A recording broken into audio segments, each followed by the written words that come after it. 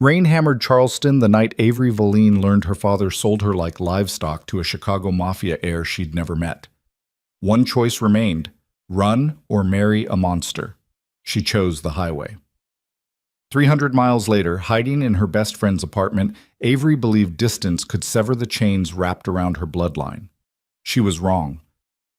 Roman Vesper had already seen her photograph, already made his decision, already sent men south with one quiet order that would ignite a war neither of them could survive.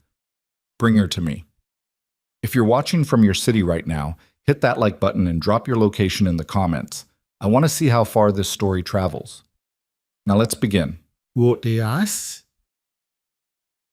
The suitcase split open across Lena Hartwell's kitchen floor at 2 in the morning, spilling clothes and panic across cracked linoleum. Avery Valine stood in the doorway, dripping rainwater and adrenaline, her hands shaking so violently she couldn't grip the zipper to close the damn thing again. Jesus Christ, Lena whispered, staring at her best friend like she'd crawled out of a grave. What happened? My father. Avery's voice came out raw, stripped. He arranged a marriage to someone in Chicago. I don't even know his name. Lena crossed the small apartment in 3 steps and pulled Avery into her arms, holding tight, while the girl who never cried finally broke open like something fragile hitting concrete. The sob that tore out of Avery's throat sounded animal, desperate, like every year spent suffocating inside her family's empire had finally found a way to escape through her ribs. You're safe here, Lena said firmly, even though they both knew that was a lie. We'll figure this out. Avery pulled back, wiping her face with shaking hands. Her dark hair hung in wet tangles around her shoulders. Her eyes, sharp, guarded, always calculating exits, looked haunted in a way Lena had never seen before. He told me over dinner, Avery said quietly, like he was discussing a business acquisition. Said the wedding's in 6 months, said it's strategically necessary. That's the exact phrase he used. Strategically necessary. Your father's a bastard. My father's a crime lord. Avery's laugh came out bitter and broken. Everything he touches turns into leverage or threat, including me. She bent down and started shoving clothes back into the suitcase with jerky, frantic movements. A black dress. Jeans. A laptop wrapped in a sweater. One framed photograph she couldn't leave behind. Her and Lena at 18, drunk on cheap wine, laughing like the future was something they owned instead of something waiting to devour them. I have money saved, Avery said. Offshore accounts he doesn't know about. I can disappear for a while. Charleston's big enough. Lena grabbed Avery's wrist, stopping her. You can stay here as long as you need. But Avery, if your father's connected the way you've always said, he'll send people eventually. Avery's voice went flat. I know, but eventually isn't tonight. She zipped the suitcase closed with finality that sounded like a door slamming. I need a burner phone, Avery said. Cash. And I need you to promise me something. Anything. If men come asking about me, anyone who looks too clean, too controlled, you've never heard my name. Lena's face went pale, but she nodded. Outside, Charleston rain hammered the streets like fists against glass. The apartment Avery rented 3 days later sat above a laundromat in a neighborhood where nobody asked questions and landlords accepted cash without contracts. 1 bedroom. Peeling wallpaper, a fire escape that rattled in the wind. She paid for 6 months up front using money transferred through so many shell accounts, even she barely remembered the route. She bought new clothes at thrift stores, cut her hair shorter in Lena's bathroom, started applying for remote cybersecurity contracts under a name she pulled from a random headstone in Magnolia Cemetery, Claire Donovan. The work came easy. Avery had spent her entire childhood learning how to break into systems her father wanted cracked open. Corporate databases, encrypted communications, financial records hidden behind layers of legal fiction. She was good, better than good. The kind of talent that could dismantle a Fortune 500 company's security architecture in under 48 hours without leaving a single footprint behind. Now she used those skills to disappear. Every morning she woke up expecting her father's men at the door.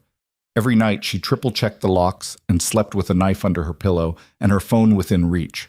Panic lived just beneath her skin now, constant and electric, a current she couldn't shut off. But weeks passed, then a month, then 6. And slowly, carefully, Avery began to believe she might have actually escaped. She met Lena for coffee twice a week, at a place near the waterfront where tourists crowded the tables, and nobody paid attention to two women talking quietly in the corner. They never discussed Avery's father, never mentioned Boston, never said anything that could be overheard and weaponized. Instead, they talked about normal things: books, weather, the terrible dating app matches Lena kept swiping through like Russian roulette with disappointing men. "You should try it," Lena said one afternoon, sliding her phone across the table to show Avery a profile featuring a guy holding a fish. "Get out there. Live a little." Avery looked at the screen like it was a bomb. "I can't." "Why not?" "Because I'm still waiting for the other shoe to drop." Avery pushed the phone back. "Because I don't know how to be a person instead of a target." Lena's expression softened. "You've been here 6 months, Avery. Maybe he's not coming. Maybe." Avery didn't believe it, couldn't afford to. Or maybe he's just being patient. That night, alone in her apartment with rain streaking the windows, Avery did something reckless. She logged into a proxy server, routed her connection through 4 different countries, and searched her father's name online. The results came back clean. Too clean. No arrests, no investigations, no hint that anyone in Boston even remembered a girl named Avery Valine had ever existed. It should have felt like relief. Instead, it felt like a trap. The first time Avery saw Roman Vesper, she didn't know his name. It was a Friday night in late April, humid and electric with the kind of southern heat that made everything feel dangerous. Lena had dragged Avery to a waterfront lounge near the harbor, a place with amber lighting, blues music bleeding from speakers, and enough crowd noise to hide inside. "You need to get out of that apartment," Lena had insisted earlier. "You're starting to look like a ghost." So Avery went, wore a simple black dress, tied her hair back, kept her back to the wall and her eyes on the exits like muscle memory she couldn't reprogram. The bar was crowded, too crowded, bodies pressed together in the low golden light, while a saxophone wailed something slow and aching from the corner stage. Avery ordered whiskey neat and tried not to look like she was scanning for threats. That's when the man appeared beside her. Not Roman. Someone else. Tall. Drunk. Smelling like expensive cologne and entitlement. He leaned too close, one hand sliding across the bar near her glass. "You look lonely," he said, grinning with too many teeth. Avery's stomach tightened. "I'm not." "Come on, let me buy you a drink." "I already have one." His grin sharpened into something uglier. "Don't be like that." Avery's hand moved instinctively toward her purse, where she kept a small canister of pepper spray tucked inside the lining. But before she could reach it, another man stepped between them, calm, controlled, wearing a dark suit that looked like it cost more than Avery's rent. "The lady said no," the stranger said quietly. His voice carried weight, authority, the kind of tone that didn't need volume to cut through noise. The drunk man bristled. "Who the hell are you?" "Someone you don't want to test." The stranger didn't raise his voice, didn't move, just stood there radiating the kind of dangerous stillness that made smart people walk away. The drunk man stared for another few seconds, weighing options, calculating odds, then muttered something vicious under his breath and disappeared back into the crowd. Avery exhaled slowly, her heart hammering against her ribs. "Thank you," she said carefully. The stranger turned to face her fully for the first time, and Avery's breath caught. He was beautiful in the way dangerous things are beautiful. Sharp jawline, dark hair pushed back from his face, eyes that looked black in the low amber light, but might have been deep brown in daylight. There was something controlled about him, something that reminded Avery of her father's men, but it sat differently on him. Less calculated, more contained, like he was holding something immense and violent behind his teeth and choosing not to let it out.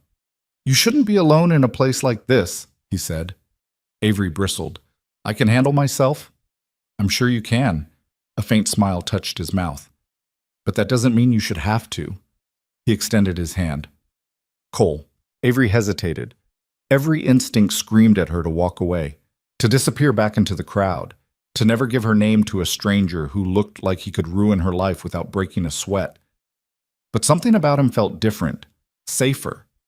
God, she hated how desperate that made her. "Claire," she lied, shaking his hand. His grip was firm, warm. He held her gaze a second too long, like he was reading something written behind her eyes. Can I buy you another drink, Claire? I haven't finished this one yet. Then I'll wait. And he did. They talked for an hour, maybe longer. Time folded strangely in the amber light and blues music. Cole asked questions that felt genuine, not invasive, not probing, just curious. What brought her to Charleston? Whether she liked the coast, if she'd tried the shrimp and grits at the place 2 blocks south. Avery lied through most of it. Small lies. Careful ones. The kind designed to sound real enough to satisfy without giving away anything that mattered. But beneath the lies, something terrifying was happening. She was enjoying herself.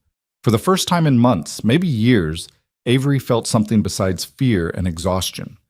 Cole was intelligent. Funny in a dry, understated way. He listened like her words actually mattered instead of just filling space between his own thoughts. And when he smiled, rare, fleeting, barely there, it felt like watching sunlight break through storm clouds. "You're not from Charleston," Avery said eventually. "What gave it away?" "Your accent. It's northern. Chicago, maybe?" Something flickered across his face, too fast to name. "Good ear." "What brought you south?" "Business." He took a slow sip of his drink. "What brought you?" "Running away?" Avery said before she could stop herself. Cole's expression shifted, softened. "From what?" "Everything." He didn't push, didn't ask for details, just nodded like he understood exactly what she meant. "Sometimes running's the smartest thing you can do," he said quietly. They talked until last call.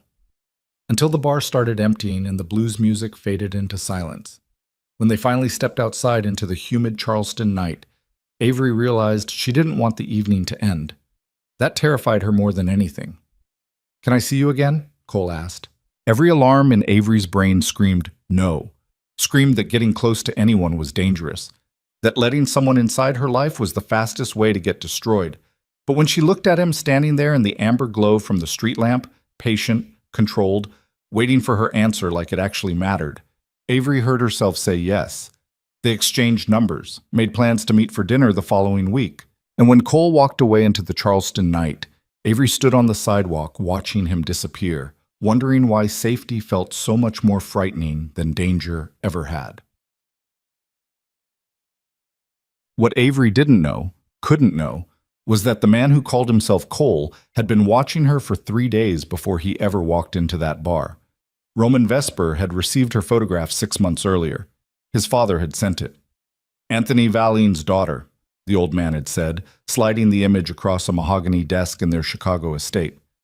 "The marriage alliance is already arranged. You'll meet her at the wedding." Roman had looked at the photograph for a long time. Dark hair, sharp eyes, a face that looked guarded even in a candid shot taken from a distance. "She's beautiful," his father pressed. "And more importantly, she's leverage. Anthony controls half the political infrastructure in Boston. This marriage secures our position for the next decade." Roman said nothing. He'd learned early that silence was the safest response when his father discussed business. 3 months later, Anthony Valine called the Vesper estate in a rage. "She ran," he snarled over the phone. "The ungrateful little bitch ran." Roman's father had looked at him across the study with cold expectation. "Find her. Bring her back. The wedding happens whether she agrees or not." So Roman went hunting. It took his people 4 weeks to trace Avery's digital footprint to Charleston.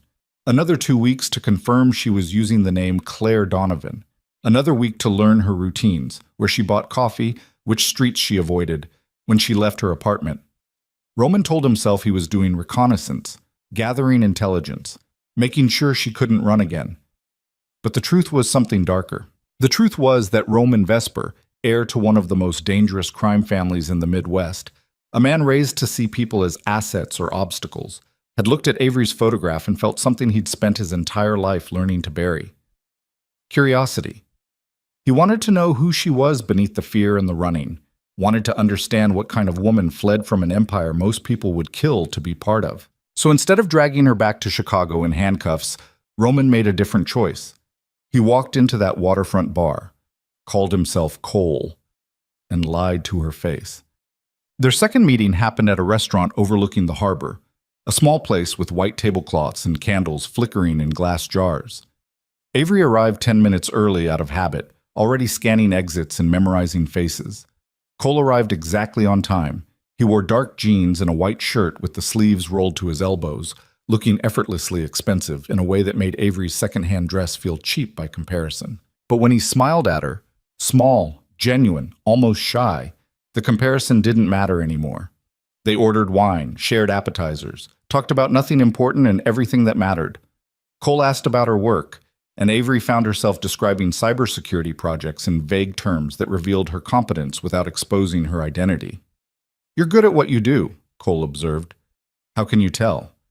"Because you talk about breaking systems the way some people talk about art." Avery felt heat rise in her cheeks. "Most people find it boring. Most people are idiots." She laughed, actually laughed. The sound surprised her so much she almost covered her mouth to stop it.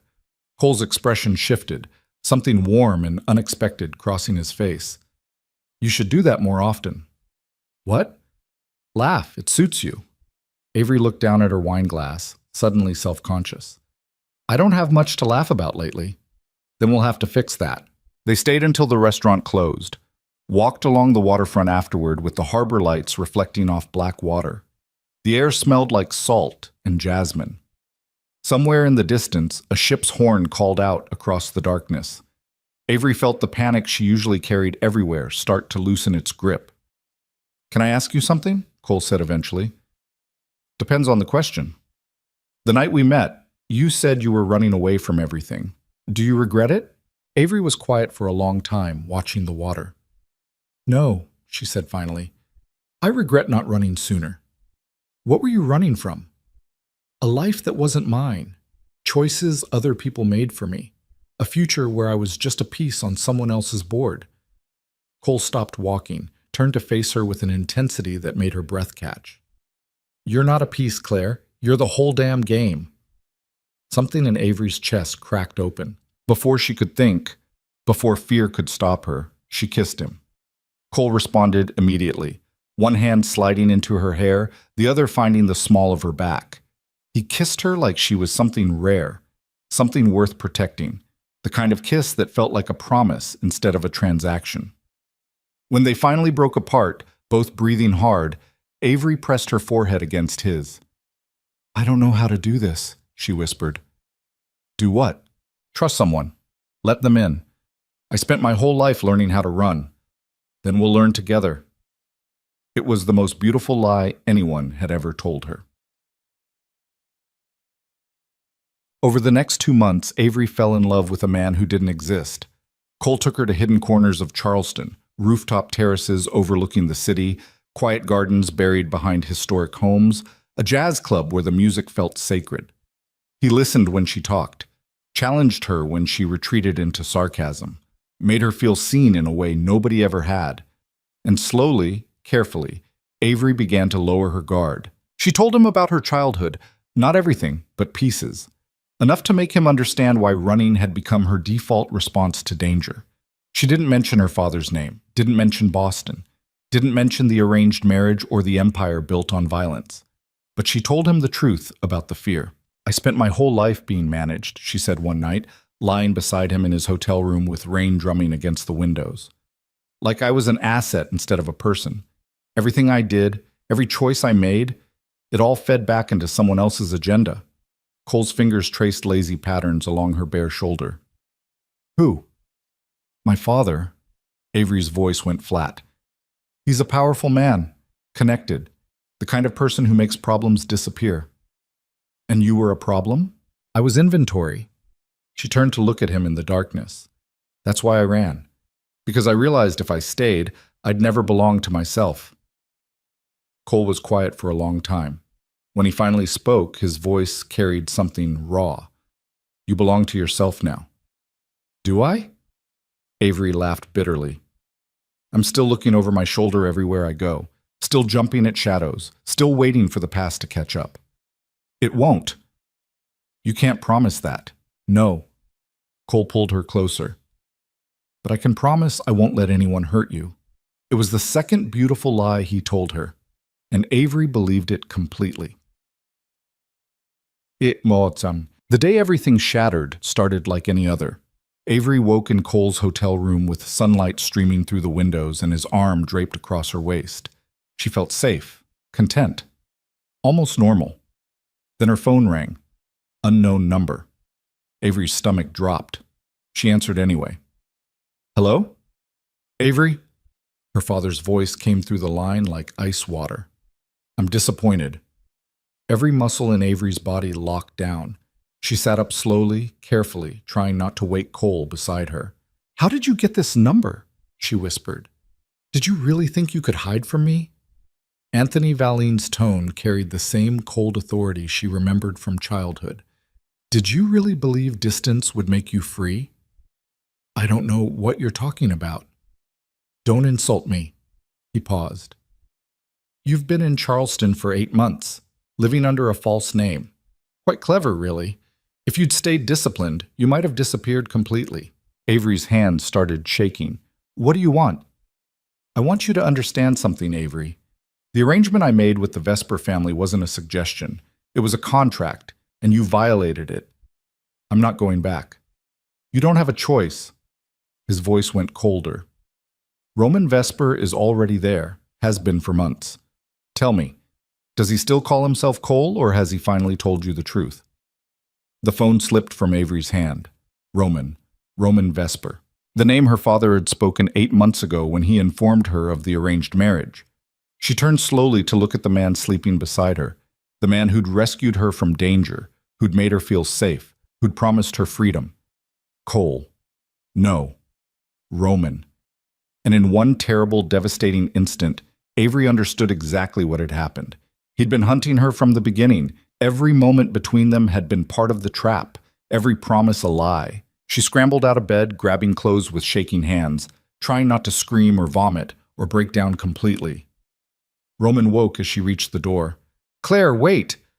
But Avery was already gone, running barefoot down the hotel corridor with her father's voice still echoing in her skull and her entire world collapsing behind her. Avery ran until her lungs burned and her bare feet left bloody prints on the hotel hallway carpet. She slammed through the emergency exit door, taking the stairs 3 at a time, her vision blurring with tears and rage and something darker than either. Betrayal.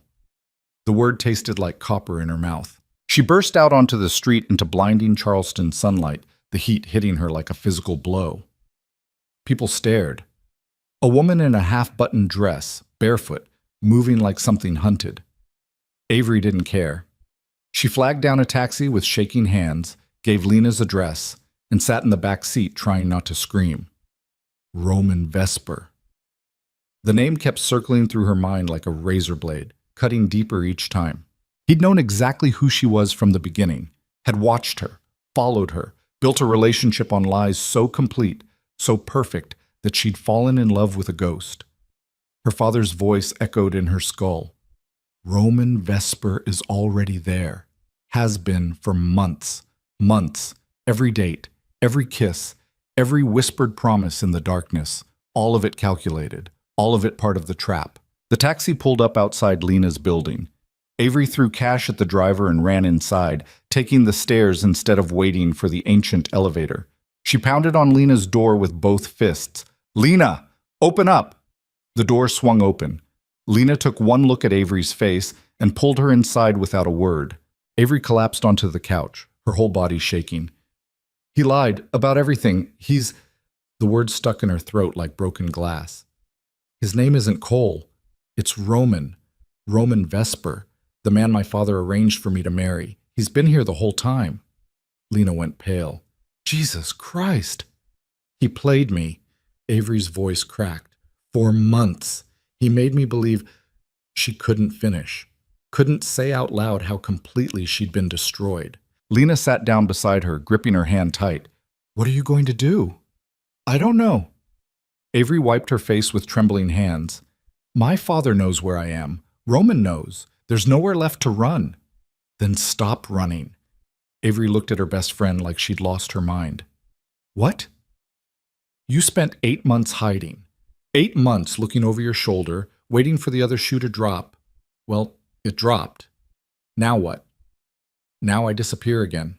Change cities. Change names. And then what? Lena's voice went hard.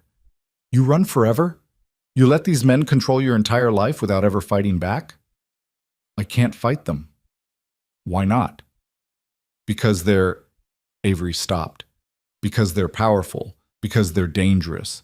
Because fighting back was how people got hurt or disappeared or worse. But suddenly those reasons felt like chains instead of logic. You're a cybersecurity expert, Lena said quietly. You can break into systems most people don't even know exist. You've spent your whole life inside that world. If anyone can hurt them, really hurt them, it's you. Something cold and sharp unfurled in Avery's chest. Revenge. The thought tasted dangerous, intoxicating, wrong in all the ways that felt right. I need time to think, Avery said finally. You can stay here as long as you need. But before Avery could respond, her phone buzzed. Incoming call. Cole. No. Roman. She stared at the screen, her finger hovering over the decline button. Every instinct screamed to ignore it, to block the number, to never hear his voice again. But beneath the rage and betrayal, something worse was lurking. She wanted to hear him try to explain. Avery answered, said nothing. Claire. Roman's voice came through tight, controlled, barely holding something massive behind it. Don't hang up, please. My name isn't Claire. Her voice sounded dead, hollow. But you already knew that. Silence on the other end, then, I know, I've always known. How long were you planning to keep lying? I wasn't... He stopped, started again. It's complicated. No, it's really fucking simple. Avery's hand tightened around the phone until her knuckles went white. You hunted me down, fed me lies, made me believe I was safe, and the whole time you were just delivering me back to my father like a lost package. That's not what this is. Then what is it, Roman? His real name felt like poison on her tongue. What exactly have you been doing for the past 2 months? Another long silence. When Roman spoke again, his voice carried something raw, broken. Falling in love with you. Avery's breath caught. I know you don't believe me, he continued. I know you think everything between us was fake, but it wasn't, not after the first week, not after I started actually talking to you instead of just watching you. You don't get to say that. Tears burned Avery's eyes. You don't get to lie to me for months and then claim it was real. I'm not claiming anything. I'm telling you the truth. You wouldn't know the truth if it shot you. Meet me. Roman's voice went urgent. One conversation, face to face. If you still want to disappear afterward, I won't stop you. Why should I believe anything you say? Because I'm the only person who knows exactly how dangerous your father is. He paused. And I'm the only person who can help you survive what's coming next. The line went dead. Avery sat frozen, staring at the phone in her hand. Don't do it, Lena said immediately. Whatever you're thinking, don't. I have to. Avery, he knows things I need to know. She stood up, her decision already made. About my father, about the arrangement, about what happens next. He'll manipulate you. Probably. Avery grabbed her shoes from where she'd dropped them by the door. But he's right about one thing. I can't keep running blind. They met at the harbor 2 hours later. Roman stood at the far end of a fishing pier, hands in his pockets, staring out at the water like he was trying to find something in the gray-blue distance.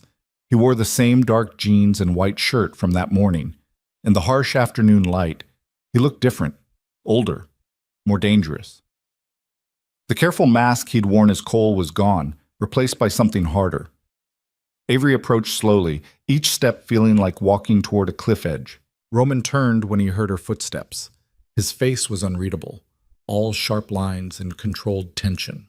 But his eyes gave him away. They looked haunted. Thank you for coming, he said quietly.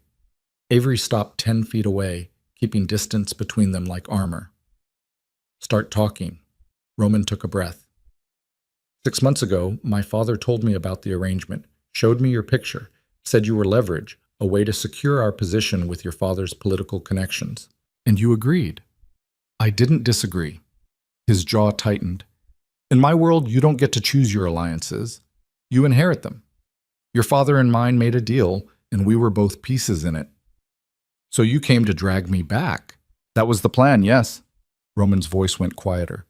But then I started watching you, learning your routine, seeing how you moved through the world like you were constantly calculating escape routes. He paused. You were so careful, so disciplined. I realized you'd spent your whole life being hunted in one way or another. And that made you feel sorry for me? It made me curious. Something shifted in his expression. Everyone in our world wants something from someone. Power, money, leverage. But you just wanted to disappear. To exist without being owned. I'd never met anyone like that. Avery's throat tightened. So instead of kidnapping me, you decided to seduce me? I decided to meet you. Roman took a step closer. Just once. Just to understand who you were beneath the fear. That night at the bar, when that drunk got aggressive and I stepped in, I saw something in your eyes. This mix of strength and terror. Like you were always ready to fight but exhausted from fighting. Don't. I'm not trying to manipulate you, Avery. I'm trying to explain. Explain what? How you lied to my face for 2 months? How you made me fall in love with someone who doesn't even exist? Cole doesn't exist. Roman's voice went rough. But everything I told you, everything I felt, that was real. I just couldn't tell you my name without destroying everything. You destroyed it anyway. I know. They stood in silence, the harbor wind cutting between them. Finally, Avery spoke. What happens now? You drag me back to Chicago? Force me to go through with the wedding? No. She looked up sharply. No? I'm not taking you anywhere you don't want to go. Roman's expression was unreadable. But you need to understand something. Your father isn't going to let this go. Neither is mine. The arrangement was never just about marriage. It's about territory, political power, criminal infrastructure. You running doesn't end that. It just makes you a problem they need to solve. So I'm trapped either way. Not necessarily. Roman moved closer, and Avery forced herself not to step back. There's a third option. What? We go through with the wedding, make it look real, but behind the scenes we build our own position, use the alliance to protect ourselves instead of serving our fathers.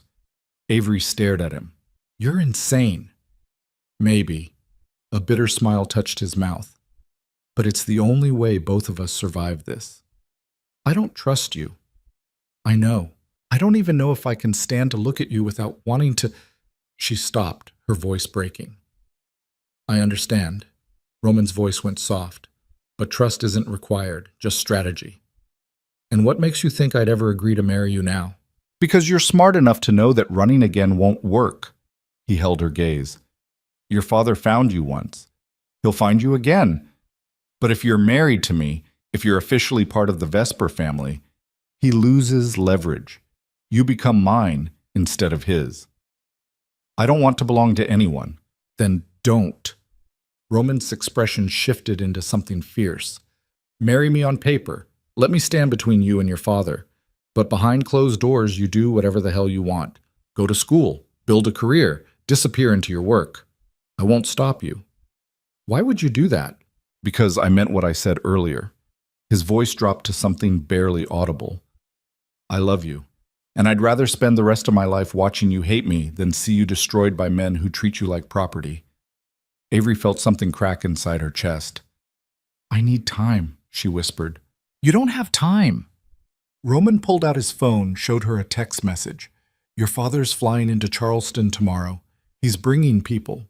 If you're not with me when he arrives, he'll take you by force. The blood drained from Avery's face.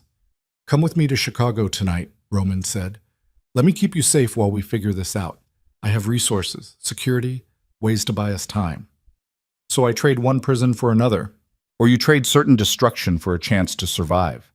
He stepped closer, close enough that she could see the exhaustion in his eyes. I know you don't believe me. I know I destroyed any chance of you trusting me, but I'm asking anyway. Come with me. Let me protect you. Why? Because I failed you once already. Roman's voice went raw. I won't do it again. Avery looked at the man in front of her, the man who'd lied about his name, his life, his intentions, the man who'd made her feel safe only to rip that safety away, the man who was now offering her survival wrapped in control. Every instinct told her to run, but somewhere beneath the rage and betrayal, a quieter voice whispered something darker. She couldn't keep running forever, and Roman Vesper, liar, heir, hunter, might be the only person who could keep her alive long enough to find another way out. If I go with you, Avery said slowly, I'm not promising anything. Not the wedding, not forgiveness, not trust. I'm not asking for any of that. And if you try to trap me, if you lock me in or control me or treat me like property, I will burn your entire world down. Do you understand? Roman's expression didn't change, but something flickered in his eyes. Respect? Maybe. Or fear. I understand. Then I'll come. The words tasted like surrender. But, Roman, if you're lying about any of this, if this is just another game, it's not. Then prove it. The private jet to Chicago left at midnight. Avery sat in a leather seat near the window, watching Charleston disappear beneath them in a sprawl of lights and darkness. She felt numb, hollowed out, like someone had reached inside her chest and removed everything vital, leaving only rage and exhaustion behind. Roman sat across from her, giving her space. He'd spent the past 6 hours making arrangements, packing her belongings from Lena's apartment, coordinating security, making phone calls in low, controlled tones to people Avery couldn't hear. Now, in the silence of the jet cabin, he finally spoke. I know this doesn't mean anything, but I'm sorry. Avery didn't look at him. You're right, it doesn't. I should have told you the truth earlier. When? After the first date? The first time we slept together? Or maybe when I told you about my father and you pretended not to know exactly who he was? Roman went quiet. There was no good time, Avery continued, her voice flat. Because there's no version of the story where you're not the villain. I know. Do you? She finally turned to look at him. Do you have any idea what it feels like to realize that everything you believed about someone was a lie? That every moment you felt safe was just part of the trap? No? Roman's expression remained unreadable. But I know what it's like to realize you've destroyed the only thing that ever mattered. Don't, Avery's voice cracked. Don't make yourself the victim here. I'm not trying to... You are. She stood up abruptly, unable to sit still any longer. You're sitting there looking broken and tortured, like somehow that makes what you did okay. Like your guilt absolves you. It doesn't. Then stop talking like it does. Roman stood as well, moving toward her slowly. What do you want from me, Avery? You want me to apologize? I already did. You want me to beg? I will. You want me to walk away and never speak to you again? Say the word and I'm gone. I want you to have never lied in the first place. Her voice broke completely. I want to go back to that bar and tell you to fuck off before you could destroy me. I know. But I can't.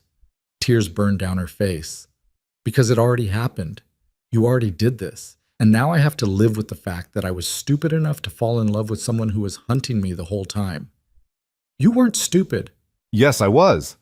Avery's laugh came out bitter and broken. I was so desperate for someone to see me, really see me, that I ignored every warning sign, every moment that felt too perfect, every time you said exactly what I needed to hear. I meant it.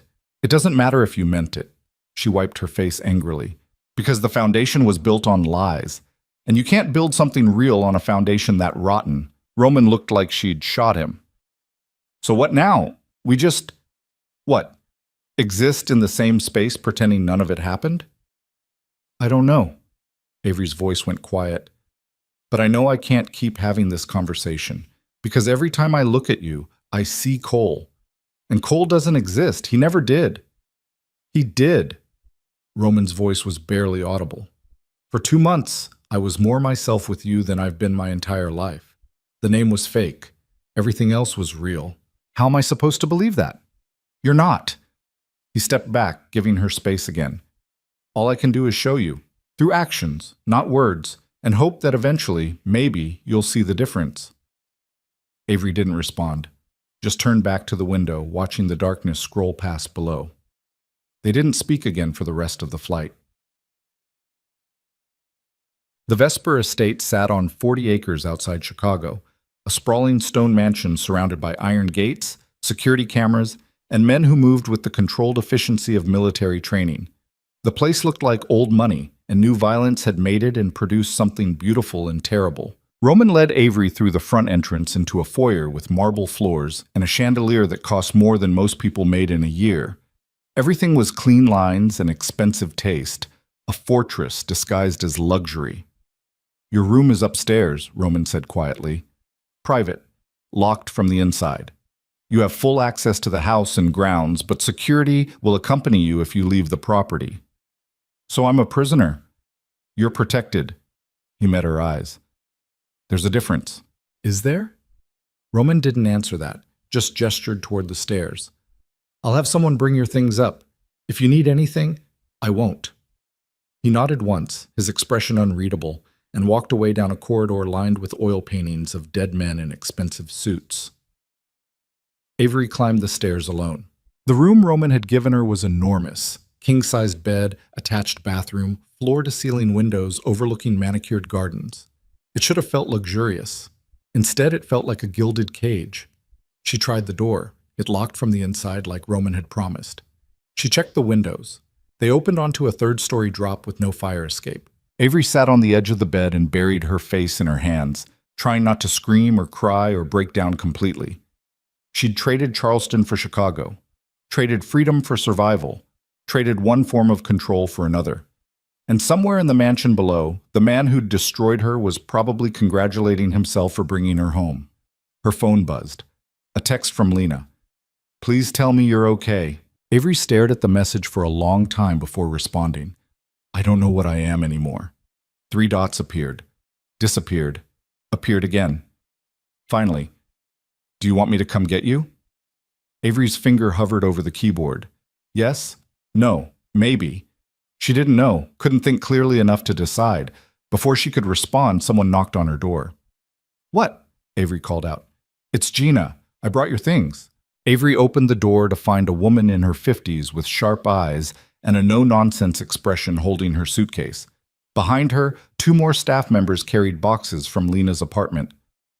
Mr. Vesper said you might be hungry, Gina said, setting the suitcase inside. Kitchen's on the 1st floor. I can bring something up if you'd rather stay here. I'd rather leave. Gina's expression didn't change. I'm sure you would, but since you're staying, you might as well eat. I'm not hungry. You will be. The older woman looked at Avery with something that might have been sympathy. This place can feel like a lot at first, but it's safer than you think. Safe for who? For you. Gina headed toward the door, then paused. Mr. Vesper gave orders that you're not to be disturbed unless you ask. That includes him. He won't come near this room unless you invite him. Why are you telling me this? Because you look like someone waiting for the next trap. Gina's voice softened slightly. And I want you to know, whatever else Roman Vesper is, he keeps his word. If he says you're safe here, you're safe here. She left before Avery could respond. Avery stood in the doorway, staring after her, wondering if that was true. Wondering if any man who'd built his life on lies and violence could ever actually be trusted to keep anyone safe. But 3 days passed in careful isolation. Avery stayed in her room mostly, only venturing out for food or to walk the grounds under the watchful eyes of security personnel who kept their distance but never disappeared completely. The estate was beautiful in the way prisons could be beautiful, all manicured lawns and Italian stonework and fountains that looked like art. But beauty didn't make it freedom. Roman kept his word. He didn't approach her, didn't knock on her door, didn't force conversations. Avery saw him occasionally through windows, moving through the house with that same controlled grace, making phone calls in his study, standing on the terrace smoking a cigarette and staring at nothing.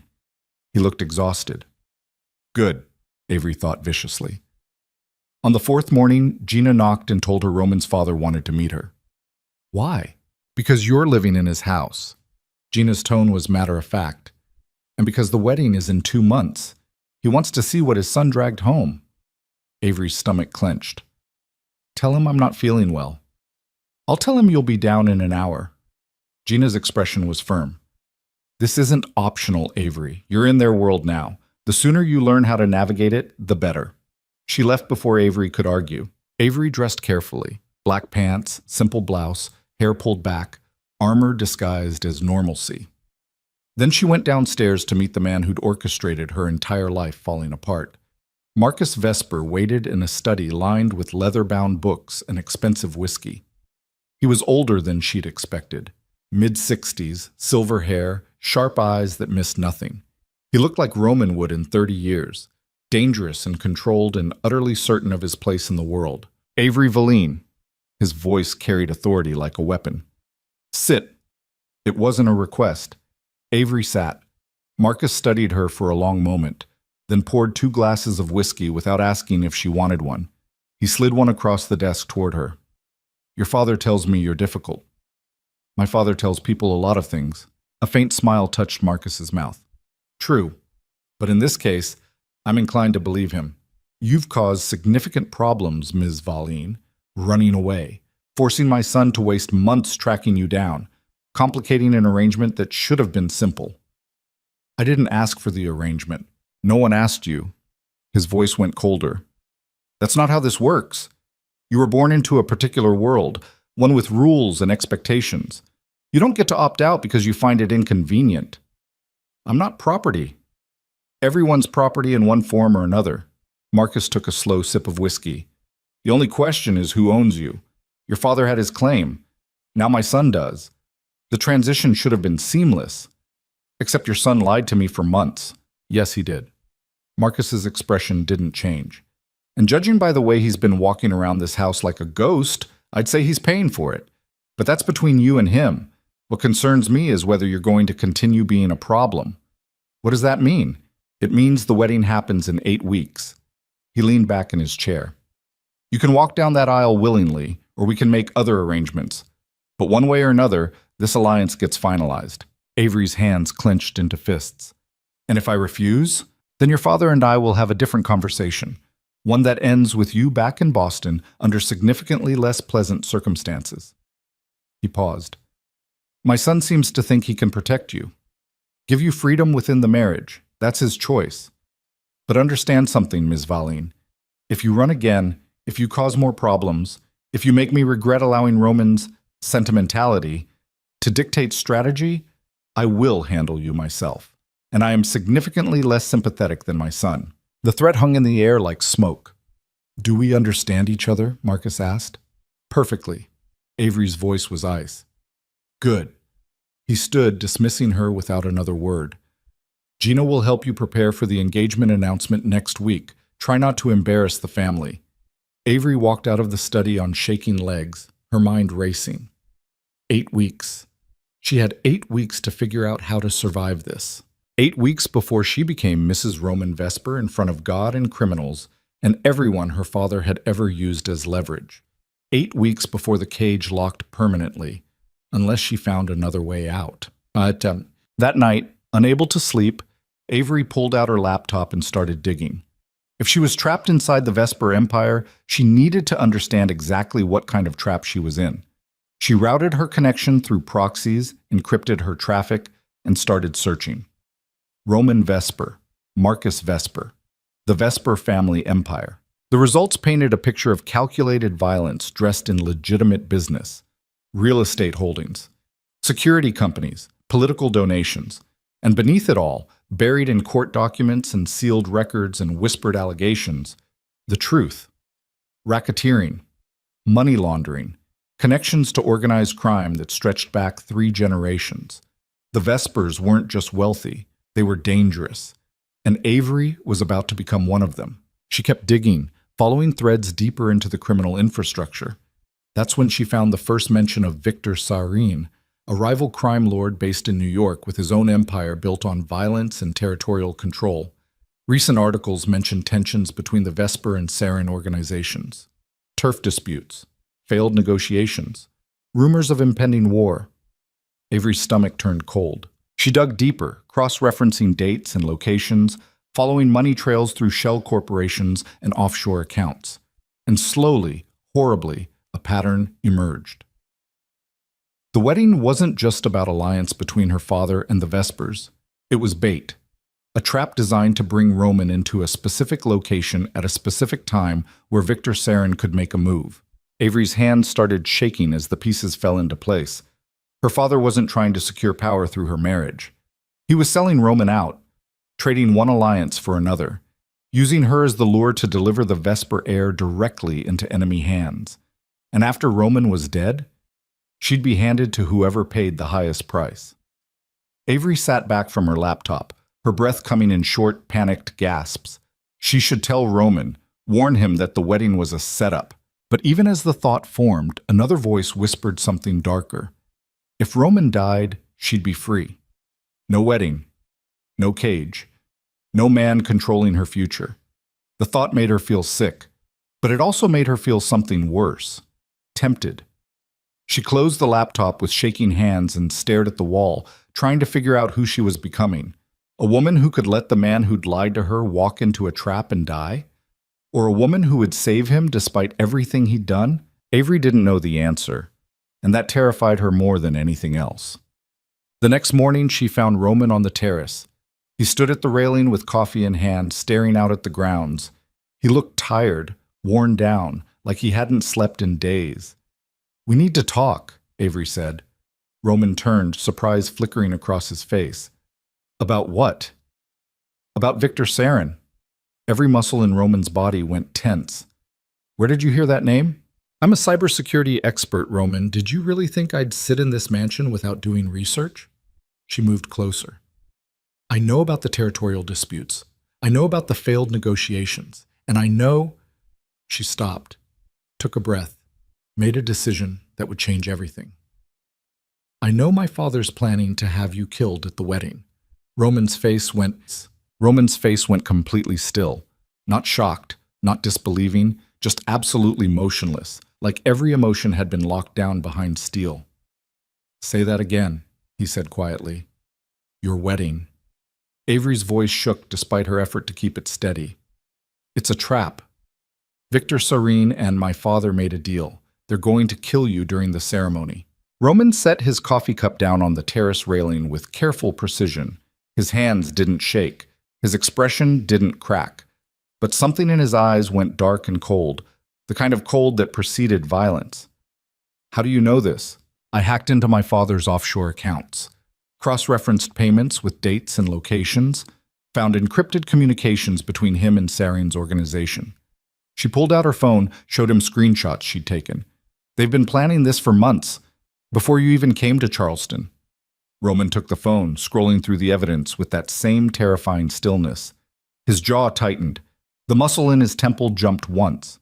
"The arrangement was never about alliance," Avery continued. "My father was selling you out from the beginning, using me as bait to get you in one place where Sarin's men could make their move. And afterward," her voice cracked, "afterward he was going to hand me over to Sarin as part of the deal." Roman looked up from the phone. "Why are you telling me this?" The question landed like a blade between Avery's ribs. "What?" "You hate me." His voice was flat, empty. "I destroyed your trust, lied to you for months, dragged you into this nightmare. So why warn me? Why not just let me walk into the trap and finally be free?" Avery stared at him, her chest tight. "Because I'm not a murderer. Everyone's a murderer, given the right circumstances. Maybe—" She stepped closer, anger flaring beneath the fear. "But I'm not going to become one just to escape you. I'm not my father, I'm not you, and I'm sure as hell not going to let innocent people die at a wedding just because it's convenient for me." Something flickered across Roman's face. Innocent people.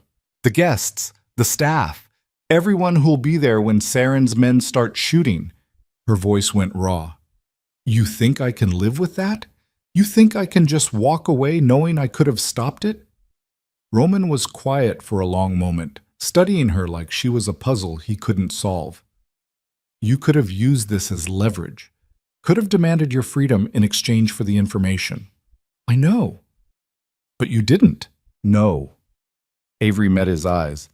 "Because despite everything you've done, despite how much I hate you right now, I don't want you dead. And I don't want blood on my hands. So take the information, cancel the wedding, do whatever you need to do, but don't make me regret saving your life." She turned to walk away. Roman's hand shot out, catching her wrist. Not hard, not controlling, just enough to stop her.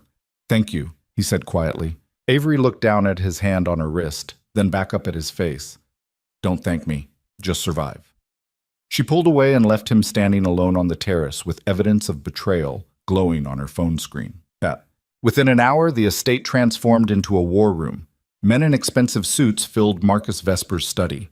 Roman's father, his top advisors, security chiefs, lawyers who specialized in making problems disappear. Avery watched from the doorway as Roman laid out everything she'd discovered, his voice cold and controlled, presenting the evidence like a prosecutor building a case. Marcus listened without interrupting. When Roman finished, the old man poured himself whiskey with steady hands. Victor Sarin, Marcus's voice carried contempt. I should have seen this coming. He's been circling for months. The question is what we do about it, one of the advisors said. We cancel the wedding, Roman said immediately. Cut off their access, change the timeline. No. Marcus's voice cut through the room like a blade. We don't cancel anything. Roman's head snapped up. They're planning to kill me. I heard you. Marcus took a slow sip of whiskey. But if we cancel now, they'll know we found out. They'll adapt, come at us a different way, and next time we won't have advance warning. So what are you suggesting? We let them think the trap is still set. Marcus's smile was cold and sharp. And we spring our own. The room went quiet. You want to go through with the wedding, Roman said flatly. Modified, controlled, with our people in position. Marcus leaned forward. Saren thinks he's walking into an execution. Instead, he walks into an ambush. We eliminate the threat permanently and send a message to anyone else considering moves against this family. You're talking about a massacre. I'm talking about survival. Marcus's voice went hard. This is what happens when people mistake civility for weakness. When they think we've gone soft, we remind them exactly what the Vesper name means. Roman's hands clenched into fists on the desk. And Avery? What about her? She's the bait in their plan. If we go through with this, she's still the target. Then we protect her. Marcus dismissed the concern with a wave. Heavy security, bulletproof glass. She walks down the aisle, says the vows, plays her part. When Sarin's men make their move, we're ready. No. Roman's voice went dangerous. I'm not using her as bait. She's already bait. Marcus's tone was matter of fact. Whether we cancel or proceed, Avery Valine is a target now. At least this way we control the circumstances. I said no. Father and son stared at each other across the desk. The tension in the room became suffocating. Finally, Marcus spoke. You've let your feelings compromise your judgment. My feelings have nothing to do with this. Don't they? Marcus's expression was cold. You spent 2 months in Charleston playing house with this girl instead of dragging her home the way I ordered. Now you're willing to throw away strategic advantage to protect her. That's not rational thinking, Roman. That's emotion. Then call it emotion. Roman's voice went quiet, deadly. But I'm not putting her in the line of fire. You don't have a choice. Yes, I do. Roman stood up, his decision made. We cancel the wedding, move Avery somewhere safe, and we deal with Saren the old-fashioned way, quietly, without civilian casualties. Marcus stood as well, his face hardening into something brutal. If you cancel this wedding, you're making an enemy of Anthony Valine. He's expecting this alliance. If it falls apart now, he'll assume we're backing out, and he'll retaliate.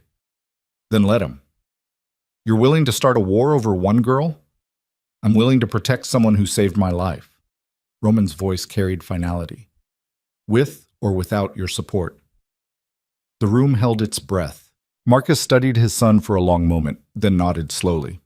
Fine. You want to play it your way? Go ahead. But when this falls apart, when Saren comes for us anyway, and bodies start piling up, remember that I gave you a chance to handle this strategically. He walked out, leaving Roman standing alone in the study with advisors who suddenly looked uncertain about whose orders to follow. Avery was packing when Roman found her. She'd dragged her suitcase onto the bed and was throwing clothes inside with shaking hands, not bothering to fold anything. She looked up when Roman entered, her face pale. I heard yelling, she said. My father wants to use you as bait. Set a trap at the wedding with you in the center of it. Roman leaned against the doorframe, exhaustion written across his face. I told him no. What happens now? I'm moving you somewhere safe. Calling off the wedding, dealing with Saren and your father separately. Avery's hand stilled on the suitcase. That starts a war. Probably. People will die. They were going to die anyway. Roman's voice was hollow. At least this way, you're not one of them. Roman, don't. He held up a hand. Don't try to talk me out of this. You gave me information that saved my life. The least I can do is make sure you survive what comes next. Avery stared at him, something complicated twisting in her chest. Why? Why what? Why protect me? You could use this. Let your father's plan move forward. Eliminate Sareen and my father in one move. Consolidate power. That's what someone in your position should do. Maybe. Roman's expression was unreadable. But I'm tired of doing what I should do. What's strategic? What makes sense for the family? He met her eyes. For once in my life, I want to do something that's just right. Even if it costs you everything? Especially then. The words hung between them like a promise. Before Avery could respond, her phone rang. Unknown number. Her stomach dropped. She answered. Hello? Avery. Her father's voice came through smooth and cold. I understand you've been doing research. Every muscle in Avery's body locked down. Beside her, Roman went completely still. How did you... She started. Did you really think I wouldn't monitor your internet activity? Anthony Volin's laugh was cruel. Every proxy you used, every encrypted connection, every database you accessed, I watched it all happen in real time. Avery's hands started shaking. You knew. Of course I knew. And I let you continue because I wanted to see what you'd do with the information. He paused. I must say I'm disappointed. I raised you to be smarter than this. To understand that loyalty, real loyalty, means keeping your mouth shut even when it hurts. I'm not loyal to you. No, you're loyal to Roman Vesper, a man who lied to your face for months, a man who hunted you down like an animal.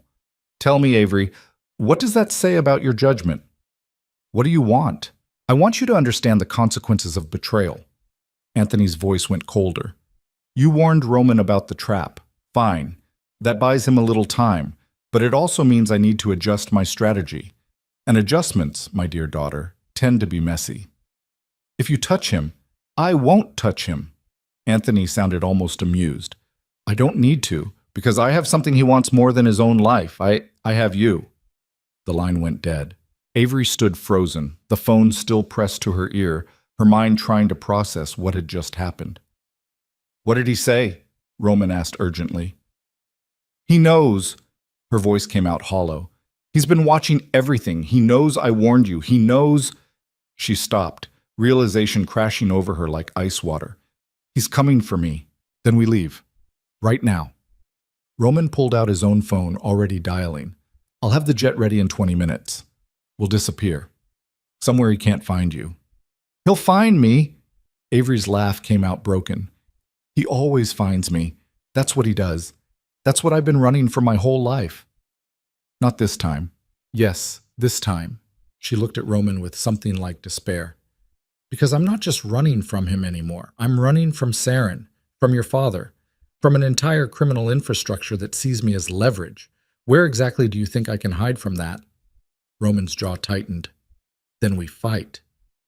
We can't fight them all. We can try. And how many people die while we try? Avery's voice cracked. Your family, your people, innocent bystanders caught in the crossfire, all because I couldn't just stay quiet and let things happen. Don't. Roman moved closer, his voice fierce. Don't blame yourself for warning me. You did the right thing. Did I? Tears burned down her face. Because it feels like I just made everything worse, like I traded one trap for a bigger one. Before Roman could respond, glass shattered downstairs. Then gunfire. Roman grabbed Avery and pulled her to the floor as bullets tore through the bedroom window above them. Outside, men were shouting. More gunfire erupted, controlled, professional, terrifyingly close. Stay down, Roman ordered, pulling a gun from somewhere inside his jacket. They're here already. Avery's voice was barely a whisper. How? Your father must have sent them the moment you answered the phone. Roman moved toward the door in a crouch, checking the hallway. He wanted to catch us before we could run. More gunfire downstairs, screaming, the heavy thud of bodies hitting marble floors. Roman pulled out his phone, tried to call security. The line was dead. He tried another number. Dead. All communications cut. They're jamming signals, he said grimly. Professional operation. They're not here to take prisoners. Avery's breath came in short, panicked gasps. What do we do? There's a safe room in the basement. Reinforced steel, independent power and communications. He grabbed her hand, pulling her to her feet. We get there. We can call for backup. They moved into the hallway, Roman leading with his gun raised. The house was chaos, gunfire, shouting, alarms blaring. At the top of the stairs, they saw 3 bodies, Vesper security personnel, dead. Avery's stomach turned, but she forced herself to keep moving. They made it halfway down the stairs before a man appeared at the bottom, tall, armed, wearing tactical gear. He raised his weapon toward Roman. Roman fired first. The man went down. They ran through the foyer, stepping over bodies, heading toward the basement entrance. More gunfire erupted behind them. Bullets chewed through wood paneling and shattered expensive vases. Roman shoved Avery through the basement door and slammed it shut behind them. Heavy steel, reinforced. The gunfire became muffled thumps against metal. They descended stairs 2 at a time, Roman still gripping her hand. At the bottom, another steel door. Roman punched in a code. The door swung open into a windowless room lined with monitors, weapons racks, emergency supplies. The safe room. Roman locked the door behind them and immediately went to the communications panel. Tried the phone. Radio, satellite uplink, all dead. They cut the lines, he said quietly. Everything's down. How long until backup arrives? There is no backup. Roman's expression was grim.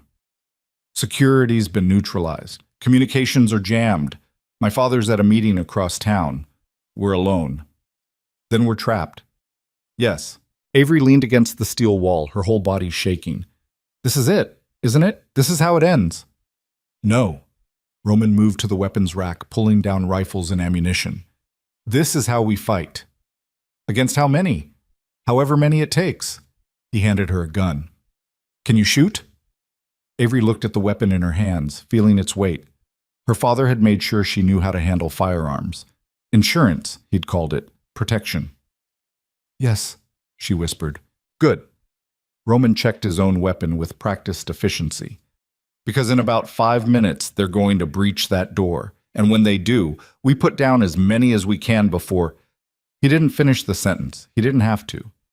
They waited in silence, listening to the sounds above. Footsteps. Voices. Orders being shouted in languages Avery didn't recognize. Then the cutting torch started. Sparks began appearing around the steel door frame. Bright orange, eating through metal with terrifying efficiency. Roman, Avery said quietly. Yeah? I'm sorry for everything, for running, for not trusting you, for... Don't. His voice was rough. Don't apologize for surviving. That's all you've ever done. Survive. And you're going to keep doing it, even if I don't. That's not... The door exploded inward.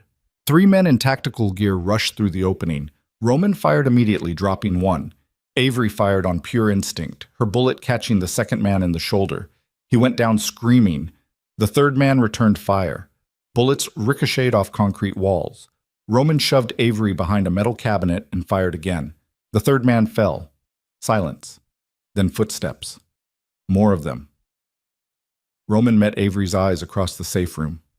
I love you. Don't. Her voice broke. Don't say goodbye. I'm not saying goodbye. He reloaded his weapon with steady hands.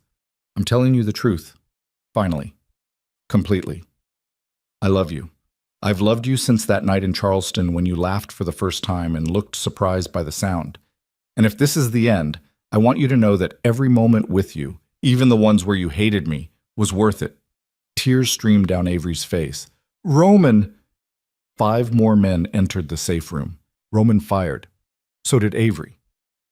Bodies fell. Blood painted the concrete floor. One of the men got a shot off that caught Roman in the side. He staggered, but didn't fall, returning fire until his magazine was empty. Then a voice came from the doorway, calm, controlled, terrifyingly familiar. Enough! Avery looked up to see her father standing in the shattered doorway, flanked by armed men. Anthony Valine looked exactly as she remembered.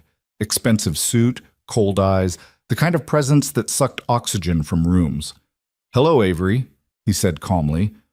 I believe we need to have a conversation about loyalty. Roman raised his weapon, empty but defiant. One of Anthony's men shot him, not fatally, in the leg. Roman went down hard, gasping, his gun clattering across concrete. "No!" Avery screamed, moving toward him. Two men grabbed her arms, holding her back. "Leave him alive," Anthony ordered. "I want him to watch what happens next." He walked into the safe room, his footsteps echoing, and stopped in front of his daughter. "You betrayed me," he said quietly, "warned my enemy, chose his life over our family. Do you understand what that means? It means I'm not your daughter anymore." Anthony's expression didn't change. "No, it means you need to be reminded who you belong to." He pulled out a phone, made a call. "Bring her in." Footsteps approached. Two more men entered, dragging someone between them. Lena. Avery's best friend looked terrified. Bruised face, wrists bound, eyes wide with panic. "Let her go," Avery said immediately, her voice breaking. "She has nothing to do with this." "She has everything to do with this." Anthony's voice was ice. "She helped you run, gave you shelter, enabled your betrayal. That makes her complicit." "Please, you have a choice, Avery." Her father stepped closer. "You can come home. Right now, willingly. Do everything I tell you. Marry whoever I arrange. Never question my authority again, or—" He gestured toward Lena. "Your friend pays the price for your disobedience." Lena's eyes met Avery's across the safe room. "Don't," she whispered. "Don't do it." "Quiet," one of the men holding her snapped. "Choose," Anthony said. "Your freedom or her life. You have 10 seconds. Avery looked at Lena, the only person who'd ever helped her without asking for anything in return. Then at Roman, bleeding on the floor, watching with desperate eyes. Then at her father, the man who'd turned her entire life into a cage. 10 seconds to decide who she was willing to destroy to survive. "Time's up," Anthony said. "Wait." Avery's voice came out steady despite the terror. "I'll come with you. I'll do whatever you want. Just let her go." "Avery? No," Lena started. "Quiet." Anthony held up a hand. "You agree to return to Boston? Resume the arranged marriage? Obey without question?" "Yes. And you understand that if you run again, if you try anything, I won't come after you. I'll come after her. And everyone else you've ever cared about." "I understand." Anthony studied his daughter for a long moment, then nodded. "Release the friend." The men holding Lena let her go. She stumbled forward, looking at Avery with horror. "You can't... Go!" Avery's voice was steady, final. "Don't look back. Don't try to help. Just go." Lena hesitated, tears streaming down her face. "Now!" Anthony ordered. Lena ran. Anthony turned to his daughter. "Say goodbye to Roman Vesper. You won't see him again." Avery looked at Roman, bleeding, broken, staring at her with something beyond despair. "I'm sorry," she whispered. Then her father's men were pulling her toward the door, and Roman was shouting her name, and everything was falling apart in ways she'd never imagined. As they dragged her up the stairs, away from the safe room and the man she loved and any chance of freedom, Avery made one final decision. She would survive this. Not by running, not by hiding, not by hoping someone would rescue her. She would survive by becoming something her father would never expect, something dangerous enough to destroy him, even if it meant destroying herself in the process. The private jet to Boston felt like a coffin at 30,000 feet. Avery sat in the back row with zip ties cutting into her wrists, two of her father's men flanking her on either side. Anthony Valine occupied the front of the cabin, working on his laptop like he'd just completed a routine business transaction instead of destroying his daughter's life. Again, Avery's mind raced through possibilities, through exits that didn't exist, through scenarios where she somehow escaped mid-flight. But the men beside her never looked away, never relaxed. They'd been hired for exactly this, to ensure valuable cargo arrived intact. That's all she was now. Cargo. Her thoughts kept circling back to Roman bleeding on that concrete floor, the way he'd looked at her as they dragged her away, like watching something essential being ripped from his chest.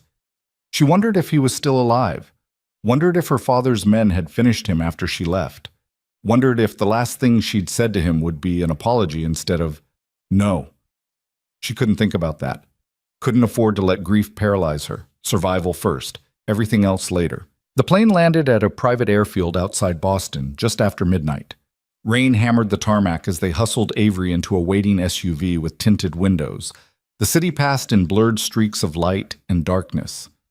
She recognized the route toward her father's estate in the suburbs, the house where she'd spent 18 years learning how to disappear inside herself. They pulled through iron gates and up a circular driveway to the mansion that looked exactly as she remembered. Red brick, white columns, manicured lawns even in the rain, a prison disguised as privilege. Inside, everything was marble and expensive silence. Her father's men escorted her upstairs to her old bedroom, the one she'd escaped from 8 months ago. They finally cut the zip ties, leaving red welts around her wrists. Don't try the windows, one of them said. They're alarmed. Don't try the door. We'll be right outside. Don't try anything clever. Your father's done being patient.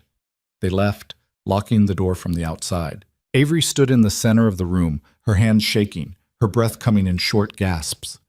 The panic she'd been holding back since the safe room finally crashed over her in waves. She pressed her palms against her eyes, forcing herself to breathe, to think, to not completely break down. After 10 minutes, the shaking stopped. After 20, her mind started working again. She examined the room methodically. The windows were indeed alarmed, small sensors visible in the corners. The door was solid oak with a deadbolt on the outside. No phone, no laptop, nothing she could use to communicate with the outside world. But they'd left her clothes, her old clothes from before she ran, including the black jacket hanging in the closet with a hidden pocket she'd sewn into the lining years ago. Avery reached inside and pulled out what she'd left there, a thumb drive, insurance she'd created when she was 16 and first understood what kind of man her father really was. Years of data copied from his private servers, financial records, communications with criminal organizations, evidence of money laundering, racketeering, political corruption. Everything she'd need to destroy him. She'd been too afraid to use it then. She wasn't afraid anymore. Avery tucked the drive into her bra, the one place they wouldn't search without her father's direct order, and sat on the bed, planning. Morning came with her father entering without knocking. Anthony Valine looked fresh and rested, wearing an expensive suit and carrying coffee, like this was a normal Tuesday. He sat in the chair by the window, studying his daughter with the same cold assessment he probably gave business investments.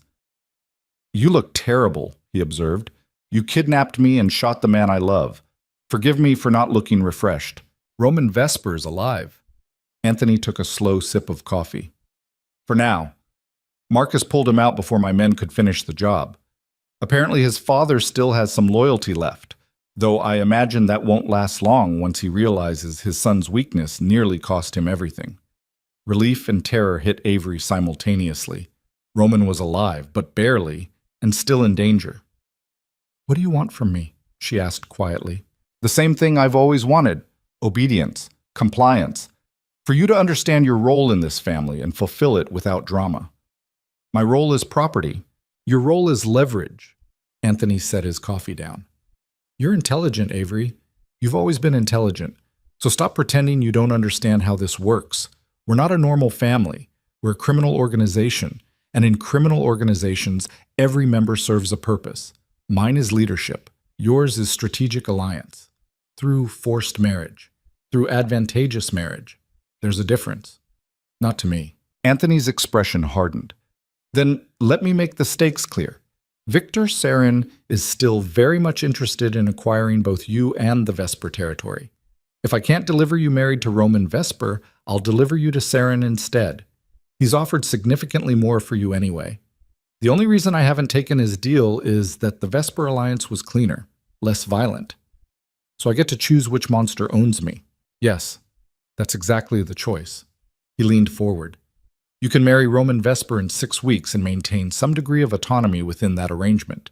Or you can refuse, and I hand you to Victor Sarin, who has considerably less interest in your comfort or survival. Which sounds preferable?" Avery's hands clenched into fists. "I want to see Roman." "Absolutely not. Then I refuse. Everything. The wedding, Sarin, all of it. You'll have to keep me locked in this room forever." "Don't be dramatic." Anthony stood, straightening his suit. "You'll come around. They always do. Hunger has a way of making people reasonable." He walked out, locking the door behind him. True to his word, no one brought food. Hours crawled past.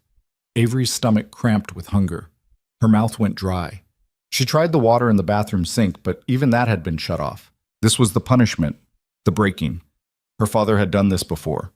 When she was 14 and tried to run away the first time. 3 days without food, 2 without water. Until she was weak enough to sign the documents he wanted, compliant enough to stop fighting. But Avery wasn't 14 anymore, and she'd learned a few things about survival. She pulled the thumb drive from its hiding place and examined it carefully. Inside was everything she needed, but she had no way to use it, no computer, no phone, no way to transmit the data to anyone who could act on it. Unless. Avery moved to the window and looked out at the grounds. Security cameras everywhere, guards patrolling, but in the distance past the gardens, she could see the neighbor's property. The Hendersons. Old money family. 2 teenage kids who'd been Avery's classmates once upon a time. Kids who definitely had phones. She examined the window alarm more carefully.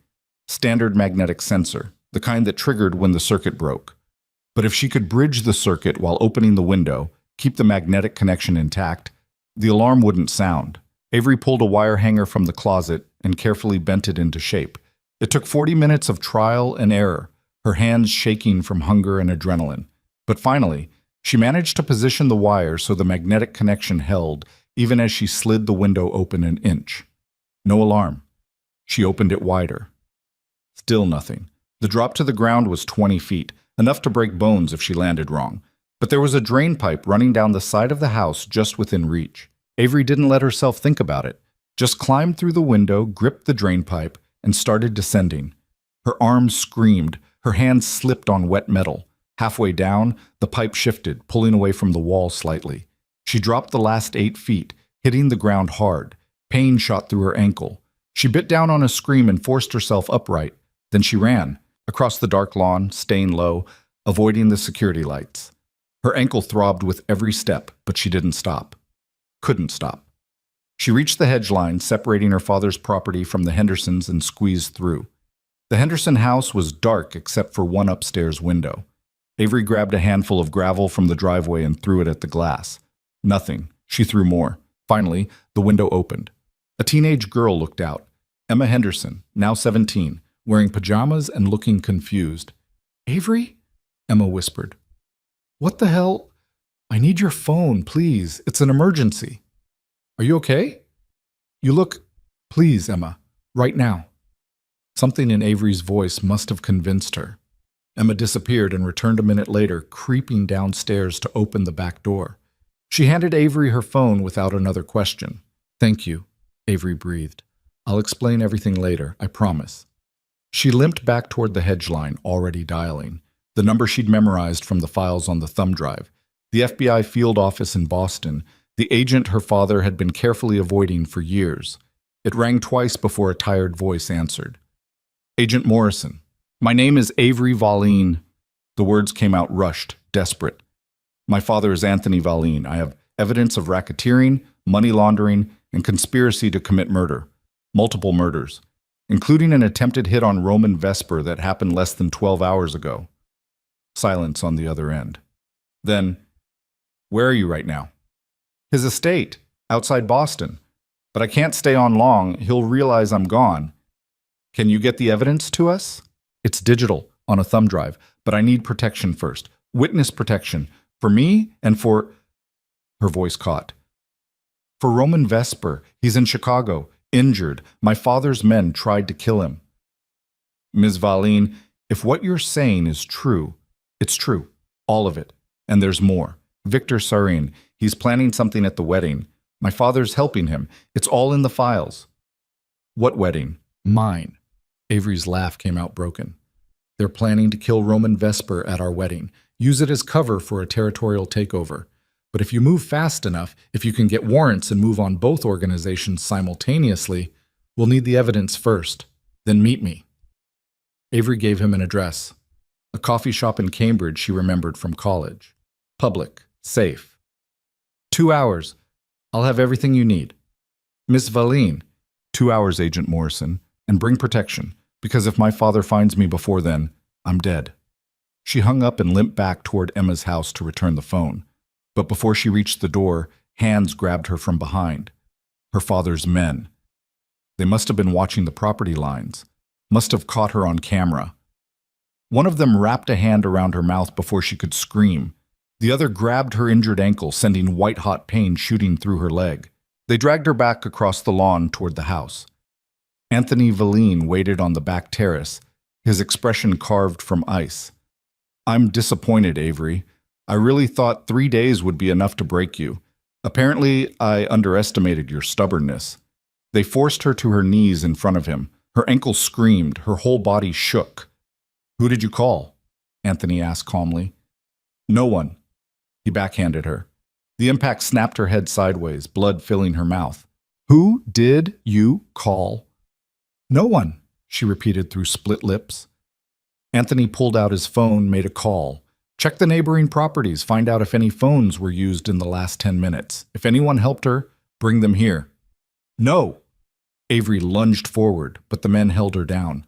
"Leave them alone. They didn't—" "Then tell me who you called." Avery's mind raced. If she told him about Morrison, he'd kill the FBI agent before the meeting happened. If she stayed quiet, he'd hurt Emma and her family. "I called Roman," she lied quickly. "Used a neighbor's phone, told him where I was, that's all." Anthony studied her face, trying to read the truth. "Roman Vesper can barely walk right now. Even if he wanted to rescue you, he's in no condition."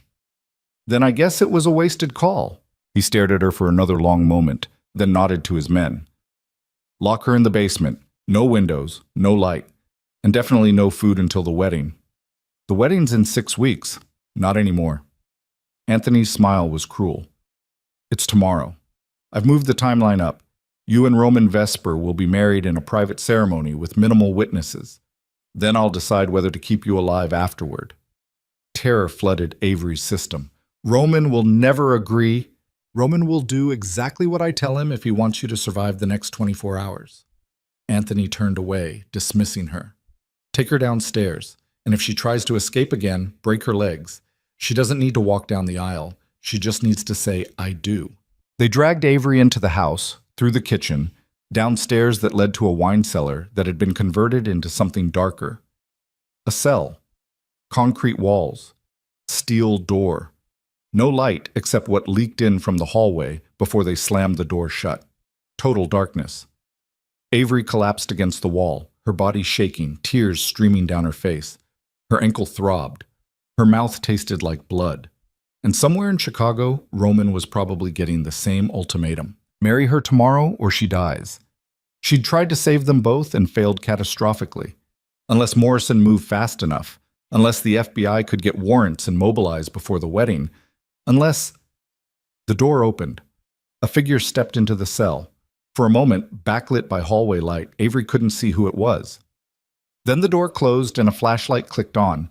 Victor Sareen stood in front of her, smiling. He was younger than she'd expected, mid-40s, handsome in a cold, angular way, wearing an expensive suit and radiating the kind of casual violence that made her father look almost humane by comparison. Avery Valine. His accent was Eastern European, smoothed by years in America. "I've heard so much about you." "Get out." "I don't think so." He crouched down in front of her, studying her face like she was an interesting specimen. "Your father thinks he's in control of this situation, thinks he can marry you off to Roman Vesper and maintain his alliance with both families, but he's wrong." "What do you want?" "The same thing everyone wants: power, territory, control." Saren's smile widened. "And you're the key to all three. See, if you marry Roman tomorrow, I lose my leverage. The Vesper family becomes untouchable through political connections. But if you die before the wedding, if Roman loses you permanently, he becomes unstable, emotional, easy to manipulate." Avery's breath caught.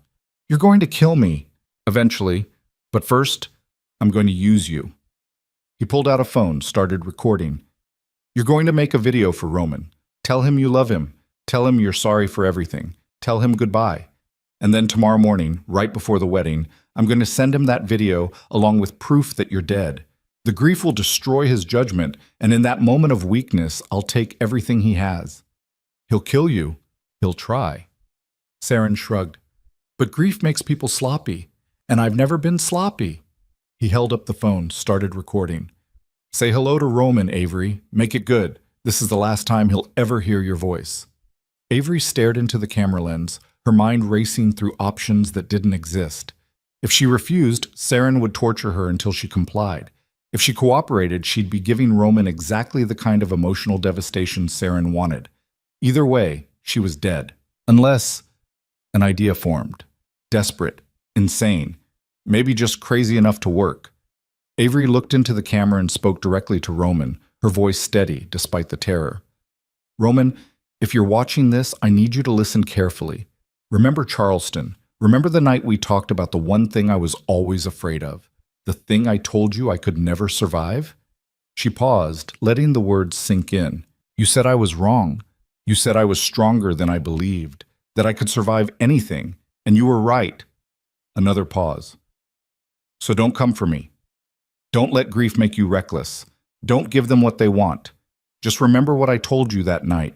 Remember the address. And trust that I can take care of myself. Enough, Saren said, stopping the recording. That was touching. Almost makes me feel bad about what happens next.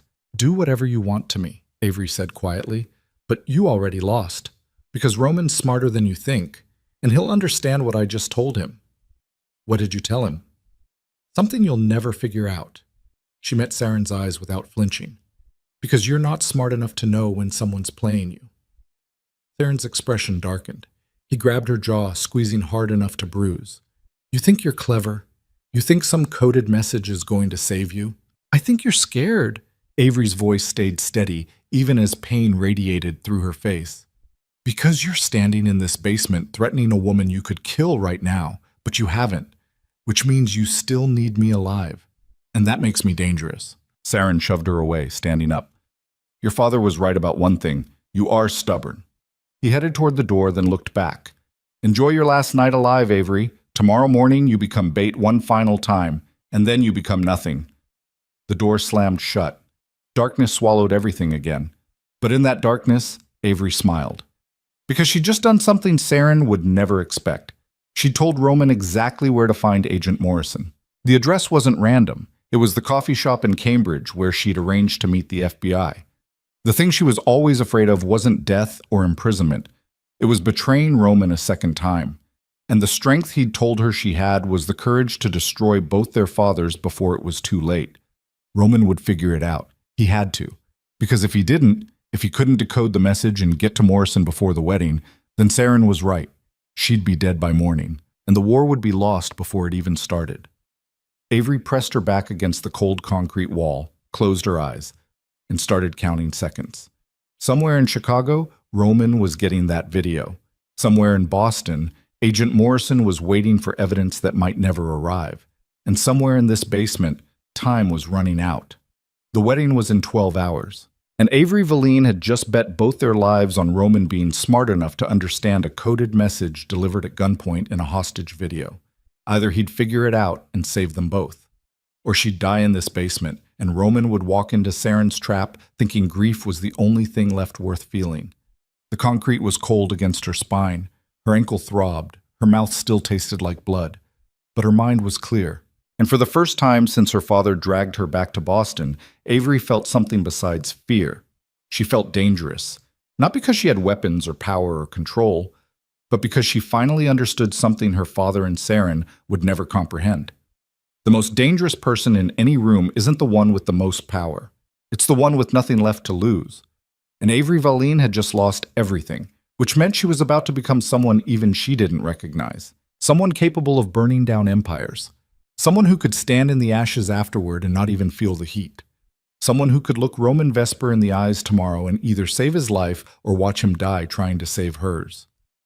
The basement door didn't open again that night. No food, no water, no light except what leaked under the crack. Just silence and darkness and the steady counting of seconds until everything either shattered or survived. Avery didn't sleep, didn't pray, didn't cry, just waited and planned, and became something her father should have killed years ago. A daughter who finally learned how to fight back. Dawn broke gray and cold over Boston.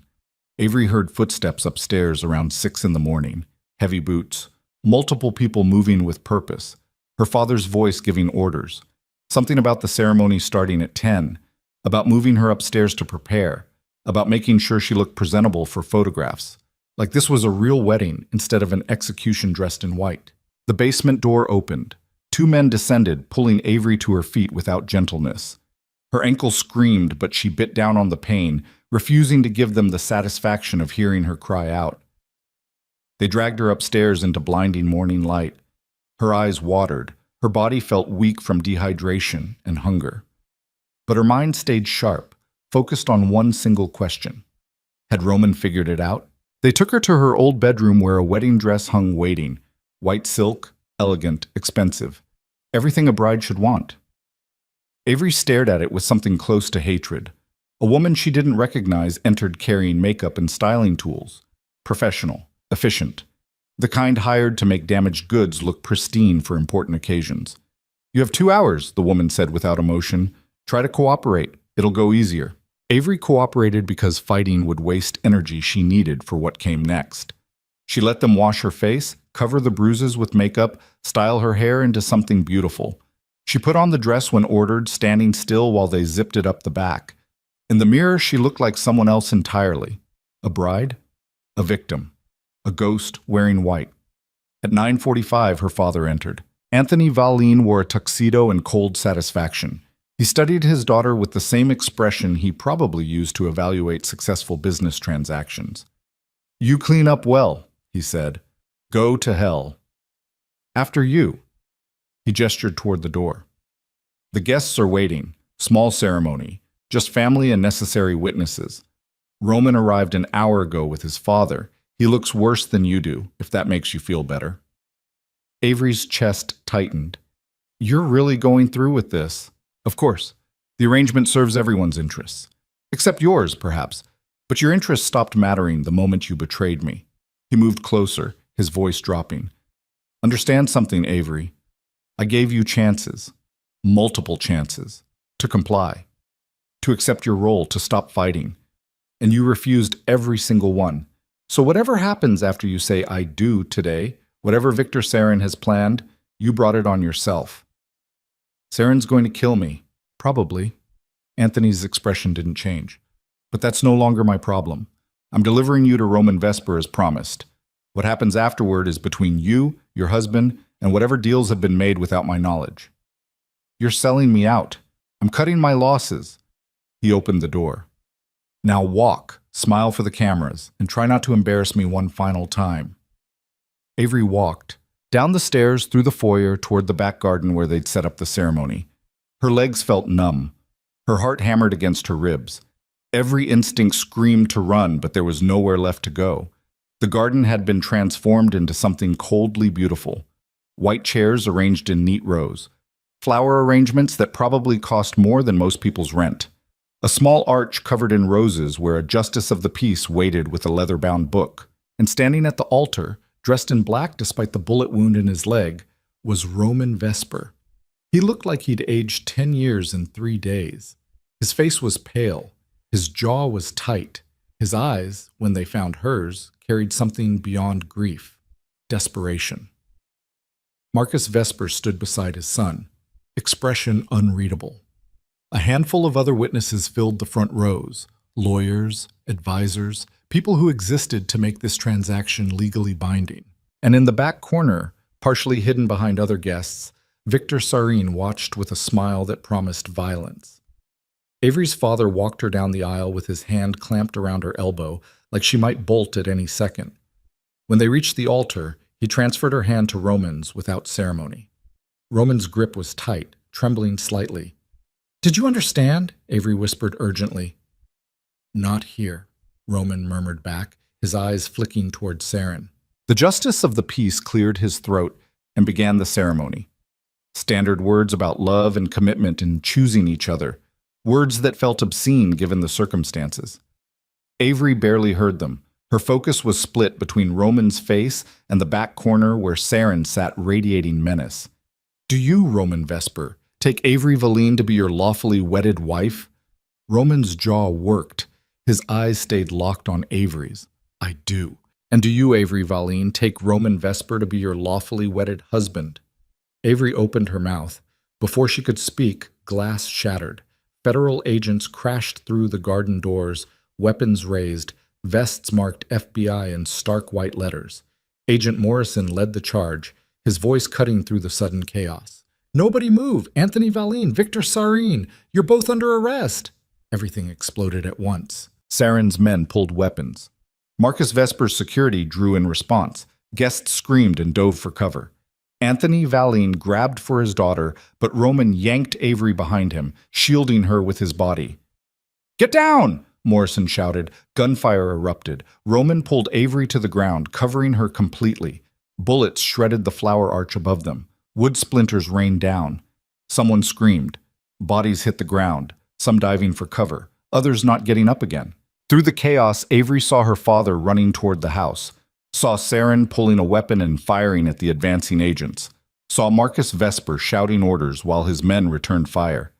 "We need to move," Roman said urgently in her ear. "Now!"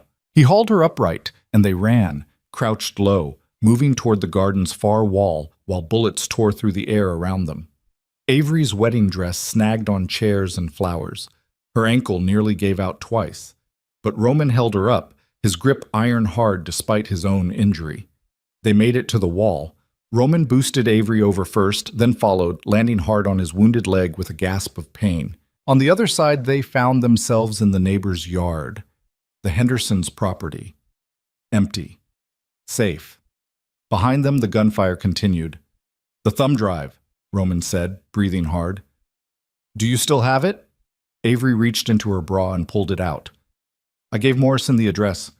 Told him to meet me there. He must have figured out that you were the one who called." "Yes."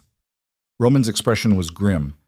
"I decoded your message, went to the coffee shop, found Morrison waiting, gave him everything I had on both organizations, my father's records, your evidence, all of it. We had just enough time to get warrants and mobilize." "You saved me. You saved us." He cupped her face with shaking hands. "That message, telling me to remember Charleston, to trust that you could take care of yourself. I knew what you meant. Knew you'd found a way to fight back. I just had to be smart enough to help you finish it." Sirens wailed in the distance, more federal vehicles arriving. "It's over," Avery whispered. "Isn't it? They'll arrest everyone. My father, Saren. Your father—" "Yes." Roman's voice was hollow. "All of them. The empires fall today. Everything our fathers built, gone. What happens to us? I don't know." He pressed his forehead against hers. "But we're alive, and we're together. That's enough." More gunfire from the garden, then shouting, orders to drop weapons. Roman pulled Avery further into the Henderson property, away from the violence, until they reached a gazebo half hidden by trees. They collapsed onto the bench inside, both shaking, both trying to process what had just happened. "I thought you were dead," Roman said quietly. "When Saren sent me that video. When you said goodbye, I thought, I know." Avery gripped his hand. "But I couldn't tell you the truth directly. Had to make Saren think it was just sentiment, that I was giving up." "You were never giving up." "No." She met his eyes. "I was declaring war." They sat in silence, listening to the chaos wind down in the distance. Eventually, the gunfire stopped.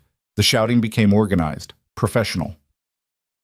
Agent Morrison found them 20 minutes later, flanked by 2 other agents. "Miss Valine, Mr. Vesper." He looked exhausted but grimly satisfied. "We've secured the scene. Anthony Valine and Victor Saren are both in custody. Marcus Vesper as well, along with approximately 30 other individuals from both organizations." "Any casualties?" Roman asked. 3 of Saren's men, 2 wounded on our side. Could have been much worse." Morrison's expression softened slightly. "You both did the right thing, bringing us this evidence. Without it, these men would still be operating with impunity." "What happens now?" Avery's voice was barely above a whisper. "Now you give formal statements, testify when the time comes, and then—" Morrison paused. "Then you figure out who you want to be when you're not defined by your father's crimes." He left them with instructions to come to the field office later that afternoon. Avery and Roman sat in the gazebo as morning stretched into noon, neither quite ready to face what came next. "The wedding wasn't finished," Avery said eventually. "I never said I do." Roman looked at her. "Do you want to?" "I don't know." She was quiet for a long moment. "Everything between us started with lies, with manipulation, with me running and you hunting, How do we build something real on that foundation? Maybe we don't. Roman's voice was rough. Maybe we start over, completely. No arranged marriage, no family pressure, no empires forcing us together. Just two people who survived hell and get to choose what happens next. And what do you choose? You. He said it without hesitation. I choose you, not because my father ordered it, not because it's strategic, not because you're leverage or property or any of the things they tried to make you. I choose you because you're the only person who ever made me want to be something other than what I was raised to be. Tears burned down Avery's face.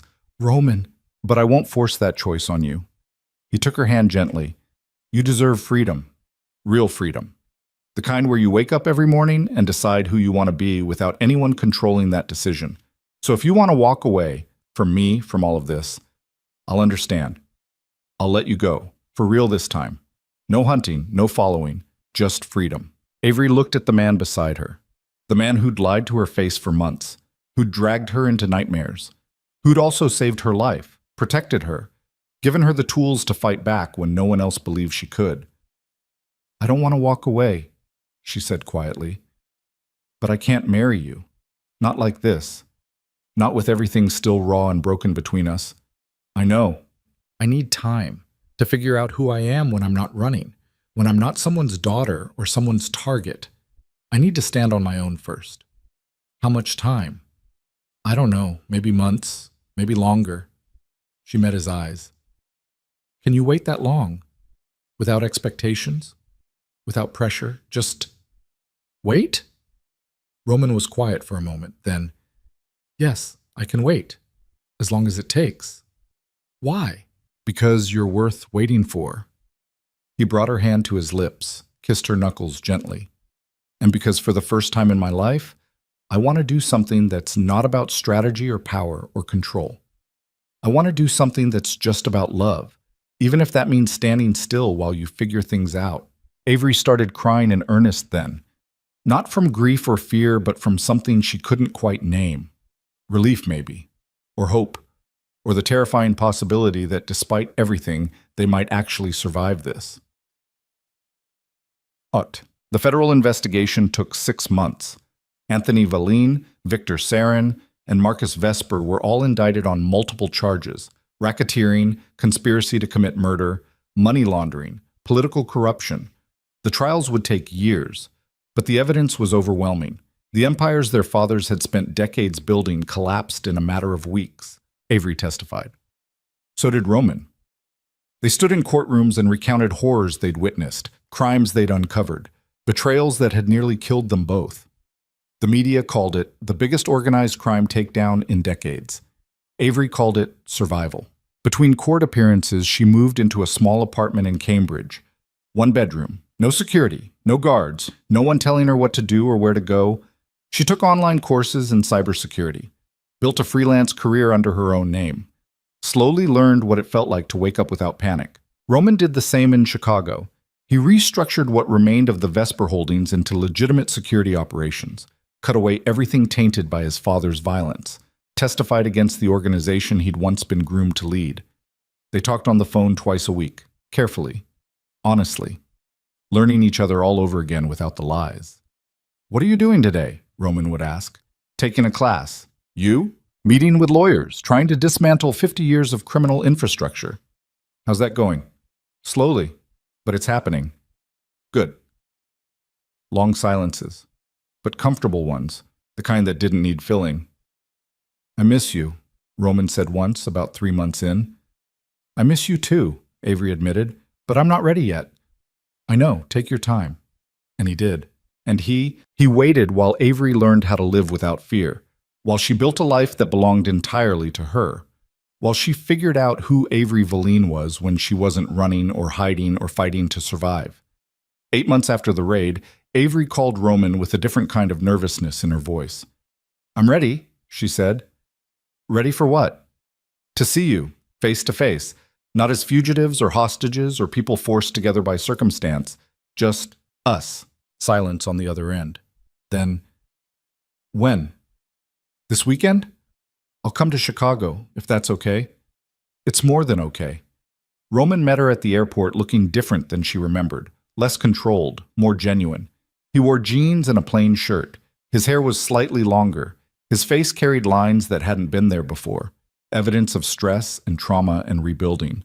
But when he smiled at her, it was real. "Hi," he said. "Hi," Avery responded. They stood in the arrivals terminal, suddenly shy like teenagers on a first date instead of two people who'd survived hell together. "I wasn't sure you'd come," Roman admitted. "I wasn't sure either, but I'm here."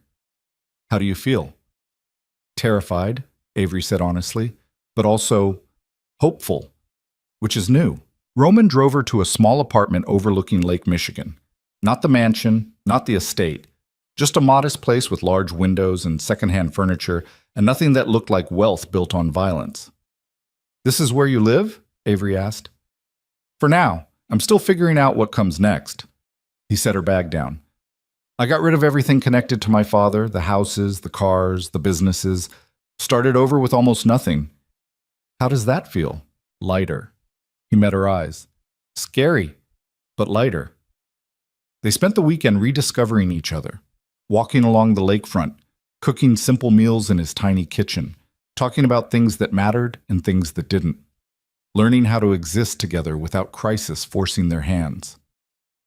On Sunday evening, standing at the window watching sunset paint the lake in gold and purple, Avery finally said what she'd been holding back. "I forgive you." Roman turned to look at her. "What?"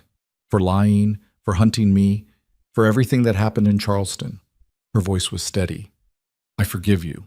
Not because you've earned it or because enough time passed, but because I can't keep carrying that anger. It's too heavy, and I want to be free of it." "Avery, I'm not saying I forget or that it doesn't still hurt sometimes, but I'm choosing to let it go. Because holding on to it means staying trapped in the past. And I'm done being trapped." Roman's eyes were wet. "I don't deserve that." "Maybe not, but I'm giving it anyway." She moved closer. "Here's what I know. We both made mistakes. We both hurt each other. We both did things we're not proud of, but we also both chose, at the worst possible moments, to save each other instead of ourselves. And that has to count for something." "It counts for everything," Roman said roughly. "Then let's start there." Avery took his hands.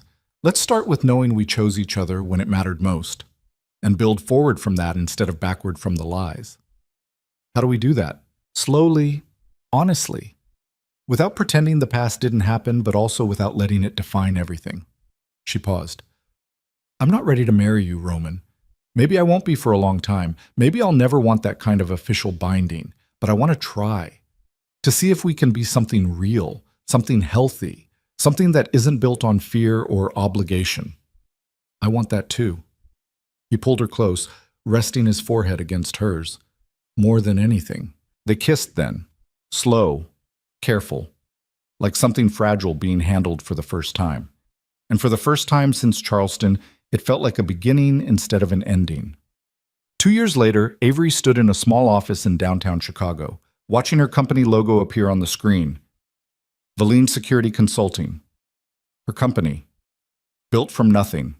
No family money, no criminal connections, just skill, determination, and clients who valued expertise over bloodline. Roman leaned against the doorframe, watching her with quiet pride. "How does it feel?" "Surreal." Avery turned to face him.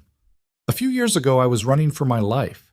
Now I own a business, have employees, pay taxes like a normal person." "You were never normal." "No, but I'm finally free." She crossed the office, wrapping her arms around him. "Really, genuinely free. No one owns me. No one controls me. I make every choice myself." "Best feeling in the world, isn't it?" "Second best." She kissed him. "You're the best." They'd been living together for 6 months, slowly, carefully, building something that looked nothing like the arranged marriage their fathers had tried to force.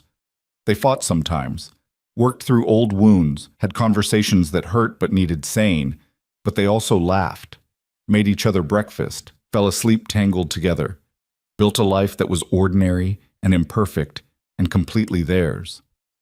"I have something for you," Roman said one evening, about 3 years after the raid.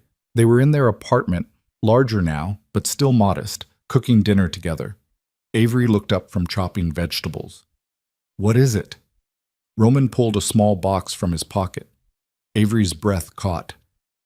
Roman, it's not what you think. He opened the box. Inside was a key, simple, silver, nothing dramatic. This is the key to a house. Small place, 2 bedrooms, big windows, garden and back. It's in both our names, equal ownership. No one person controls it. You bought us a house? We bought us a house. I used money from selling off the last of the legitimate holdings. You've been paying into savings for months. It's ours. Together, if you want it. Avery stared at the key, emotions swirling. This feels like a big step. It is. And if you're not ready, I'm ready. She took the key, turning it over in her palm. I'm terrified, but I'm ready. They moved in a month later. The house was everything Roman had promised. Sunlight everywhere, space to breathe, a place that felt like possibility instead of prison. Avery planted herbs in the garden. Roman built shelves for her growing collection of books. They argued about paint colors and laughed about furniture assembly instructions and slowly transformed empty rooms into home. One winter evening, snow falling beyond the windows and a fire crackling in the hearth they'd never used before, Roman looked up from his book. Marry me. Avery's heart stopped. What? Not now, not soon, but eventually. When you're ready, if you're ever ready. He set the book aside. I'm not asking for an answer tonight. I'm just asking if someday, maybe, you could see yourself choosing that, choosing me, officially. Not because anyone forced it, but because we want it. Avery was quiet for a long time watching the fire. Ask me again in a year, she said finally. Okay. Not because I'm unsure, but because I want to be absolutely certain when I say yes. I want there to be zero doubt, zero fear, just complete, total confidence that this is what I want. I can wait. I know. She moved closer, curling into his side. That's why I'm going to say yes. You just said, I said ask me again in a year. I didn't say the answer would be no. She looked up at him, eyes bright. It won't be no, Roman, but I need that year to be sure I'm saying yes for the right reasons. Not because I'm grateful you saved me, not because I'm afraid of being alone, but because I genuinely want to spend my life with you. Roman kissed the top of her head. Then I'll ask again in a year. He did. They were sitting in that same spot, fire burning, snow falling, the world quiet and peaceful beyond their windows, when Roman pulled out a simple gold band. Avery Valine, he said quietly, will you marry me? Not because anyone arranged it, not because it's strategic, not because our families demanded it, just because I love you, and I want to spend the rest of my life proving it. Avery looked at the ring, at Roman, at the life they'd built together from ruins and trauma and impossible choices. Yes, she said, on one condition. Anything. We do it our way. Small ceremony, just people we actually love, no spectacle, no politics, just us, choosing each other. Finally, completely. Deal. They married in the spring in their garden. Lena stood as Avery's witness, tears streaming down her face. A friend of Roman's from his new security business stood as his. The officiant was someone neither of their fathers would have approved of, a woman who talked about partnership and equality instead of obligation. There were 12 people total. No federal agents this time, no gunfire, no betrayal waiting in the wings. Just 2 people who'd survived hell choosing each other in daylight. When the officiant asked if Avery took Roman as her husband, she didn't hesitate. I do. And when Roman slipped the ring onto her finger, Avery finally understood what freedom actually meant. Not the absence of choice, but the presence of it. The ability to wake up every morning and decide who to be, who to love, how to live. The power to stand in the wreckage of everything that tried to destroy her and say, I'm still here, I'm still choosing, I'm still free. Years later, standing in that same garden with gray in her hair and laugh lines around her eyes, Avery would think back to the girl who ran from Boston with one suitcase and terror in her chest. She would remember the lies, the violence, the moment in that Charleston bar when a stranger called Cole changed her life forever. She would remember the basement, the wedding that never finished, the choice between saving Roman or letting him die. And she would understand that survival was never about running away from danger.